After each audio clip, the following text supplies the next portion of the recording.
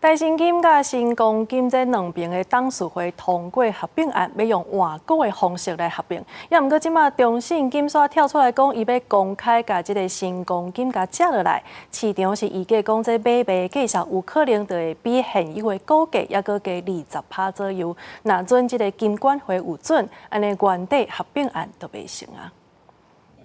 交换合约了后，握手翕相，台新金董事长吴东亮、新光金董事长魏宝生日暗时开始做伙召开换约仪式的记者会，宣布合并了后，叫台新新光金控公司每一股0.6022普通股换新光金一股，特别股是1:1。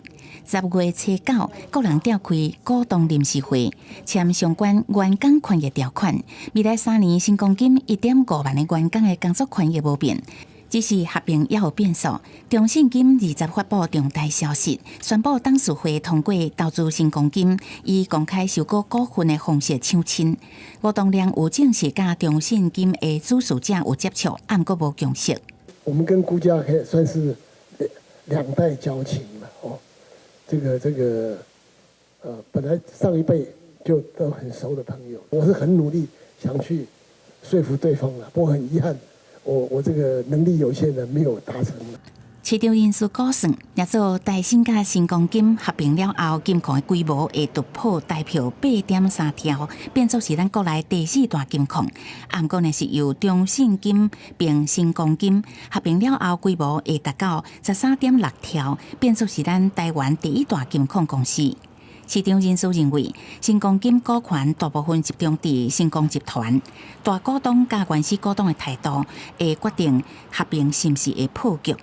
新光金第22个董事会原来有独党伫讲，即马换股的比例上低，公司内部对新金并购也是有一寡无共的意见。全部的董事都是亲自出席，而且都畅所欲言。这个是我对今天董事会的一个描述。中信金表示，依照金控相关法规，公开收购新光金的股份，相关绩效会等待主管机关核准了后公布。回顾2022年，富邦金控甲日盛金控合并，是金控史上头一个非合意并购案。